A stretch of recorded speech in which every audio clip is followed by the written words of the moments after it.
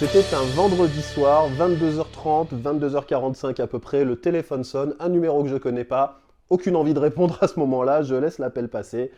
Genre 2-3 minutes plus tard, ça sonne à nouveau, même numéro, là je me dis il y a peut-être urgence, donc je décroche, avec quand même dans le fond de l'idée d'envoyer bouler la personne, parce que c'est pas forcément un horaire pour déranger les gens.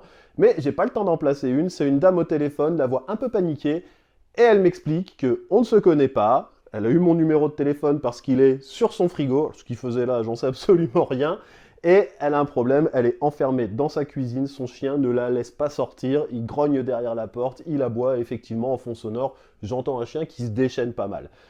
Bon, bah elle me dit où elle habite, c'est pas très très loin de chez moi, c'est à quelques kilomètres, je prends la voiture et je me dis on va aller voir si on peut sortir cette petite dame de cette cuisine. J'arrive sur place, une grande tour, pas besoin de faire attention à quel étage c'était ou ce genre de choses-là. De l'extérieur, déjà, on entendait le chien aboyer, et ça aboyait assez violemment. Il était vraiment en train de se déchaîner, le petit père. Bref, je monte, je trouve la porte, je toque à la porte, ça continue d'aboyer, mais pas sur moi, vraiment. Je ne sens pas une différence dans les aboiements par rapport à ce qu'il y a. Et là, j'entends une dame qui dit « C'est ouvert !» Ouais, ok, mais il y a quand même ton chien qui est derrière la porte en train d'aboyer, donc je dis « Le coup, c'est ouvert. C'est un truc qu'on nous fait assez souvent d'ailleurs. C'est allez-y, entrez, vous verrez bien. Oui, c'est pas parce qu'on est professionnel qu'on est à l'abri des dents. Donc bref, j'entrouvre la porte, je passe juste la tête, voilà, et là je vois effectivement un gros berger allemand, mais genre, ouais, belle bête, vraiment beau morceau, beau bestiau, qui est en train de se déchaîner derrière une porte et il est en train de faire la guerre. Je me dis, ok, bon, bah, il fait pas trop attention à moi, donc j'essaie de l'appeler hein, gentiment, et Kiki, machin, enfin voilà quoi. On va faire un peu copain-copain, on va commencer comme ça sera peut-être plutôt pas mal, ça évitera de se faire bouffer. Et rien, il me regarde un coup, aucune réaction par rapport à moi, et il se remet derrière cette porte, il s'arrête un coup, il recommence à aboyer, bref. Vraiment, il y a un truc qui lui va pas par rapport à cette cuisine, quoi. Enfin, je suppose que c'est la cuisine derrière, hein, étant donné qu'elle m'a appelé enfermé de sa cuisine. J'entre dans l'appart, voilà, le chien, rien du tout, je l'appelle, regarde, j'attends qu'il fasse une petite pause dans ses aboiements, je le rappelle encore, du coup il vient vers moi, il vient me sentir, mais pas d'agressivité, rien, fatigué, clairement fatigué, il a de la bave partout, il a les yeux révulsés, ça fait un moment qu'il qu se la donne le chien. Et là, bon bah ok, très bien, je lui dis, vous êtes où? Je me doutais bien, mais quand même, je pose la question avant d'entrer, il me dit, je suis derrière la porte dans la cuisine, blablabla. Ok, d'accord, bien. Je retourne vers la porte, je vais pour ouvrir la porte, le chien à côté de moi, et rien, tranquille, vraiment calme le chien. Et là, j'appuie sur la poignée, je commence à bouger la porte pour l'ouvrir, et blablabla, c'est reparti. J'enlève ma main pour pas me faire croquer. Il est con ce chien, pardon, mais c'est vraiment le premier réflexe que j'ai dans mon esprit. J'ai dit, qu'est-ce qui lui arrive, quoi?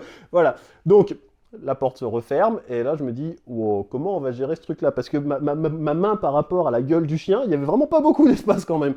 Je me dis, comment est-ce qu'on va gérer ce truc-là? Donc, ok, je reprends quelques pas de recul, j'attends, il se calme, je le rappelle, il revient vers moi, je me dis on va pas retenter tout de suite, on va la laisser sortir quand même cette dame, et on va simplement, du coup, moi je prends le chien avec moi, enfin je prends le chien, j'appelle le chien avec moi, on passe devant la cuisine, et je vais l'enfermer dans une pièce un peu plus loin qui s'avère être la chambre de la petite dame. Bref, et quand j'ai la petite dame, ça n'a rien de péjoratif, elle était vraiment juste petite. Voilà, c'est tout. Donc, je vais dans sa cuisine, voilà, j'ouvre la porte, je lui dis c'est bon, je l'ai enfermée au fond là-haut, tout va bien, qu'est-ce qui se passe? Donc elle était ouais, elle était dans un état pas forcément super super. Elle était quand même un peu traumatisée par ce qui venait de se passer.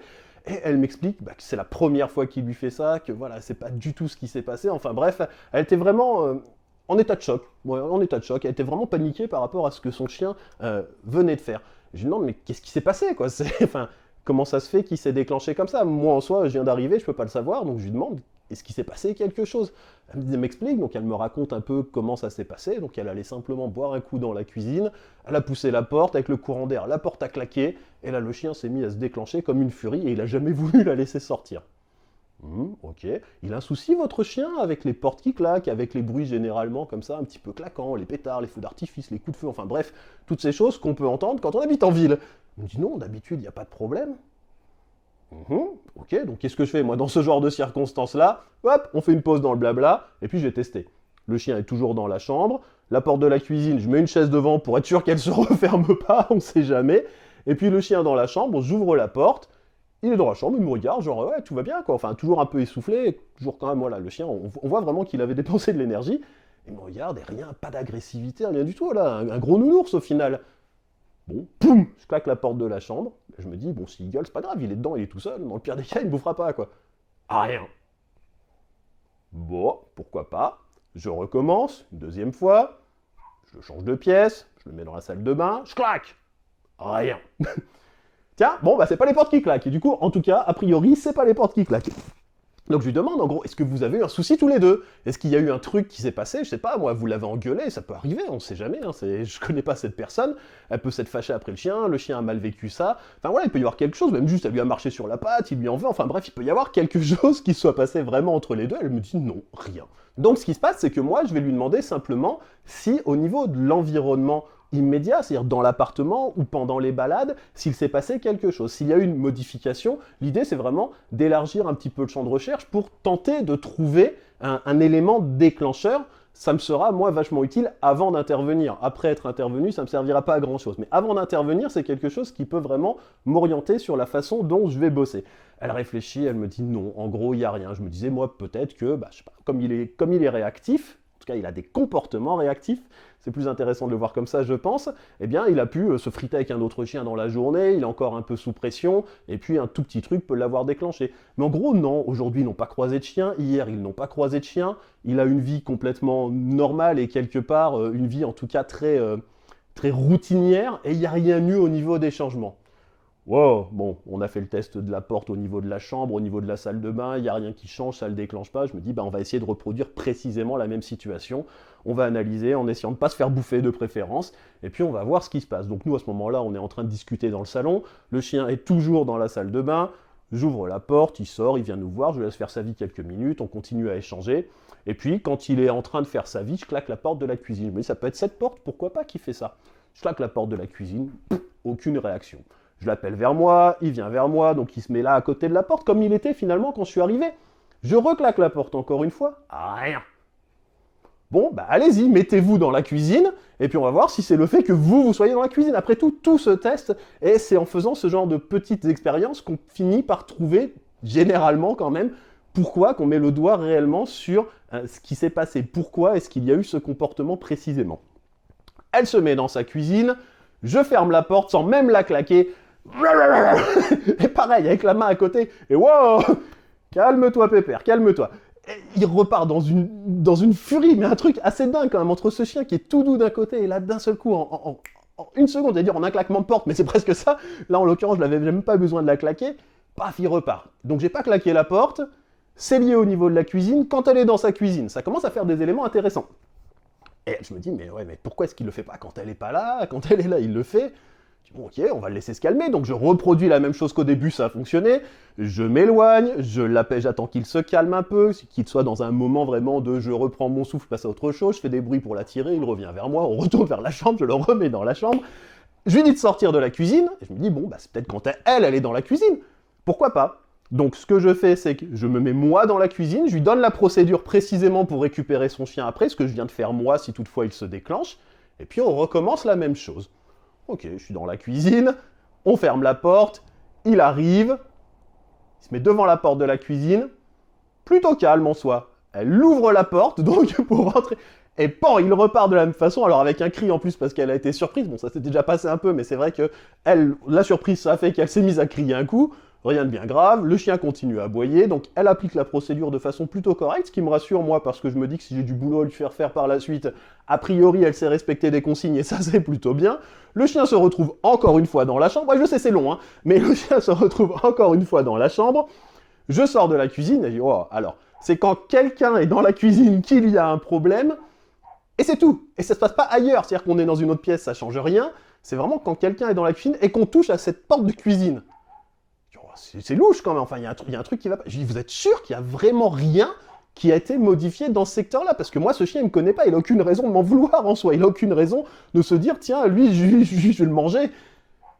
Elle réfléchit, elle me dit, bah non, on a juste changé les ampoules, on a remis des ampoules, mais elle me dit, c'est quand même pas une lumière qui va déclencher mon chien. Tiens, c'est quand même pas une lumière qui va déclencher mon chien. On va procéder à un test, simplement, on va se remettre dans la cuisine, même situation, remettez-vous dans la cuisine, laissons la lumière éteinte, et on va voir ce que ça donne. Elle se met dedans, je ferme la porte de la cuisine, je vais sortir le chien, il arrive, hop, il vient devant la porte, rien.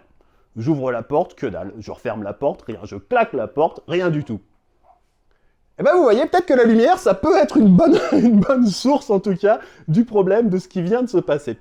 Et donc, on réfléchit un petit peu, je mets le chien à côté, je me mets à hauteur du chien, En fait, simplement parce que même s'il est grand entre lui et moi, il y a quand même quelques centimètres d'écart, je me mets à la hauteur où il est, alors je le fais pas avec lui, là, parce que s'il se déclenche, il vient pas à me faire croquer.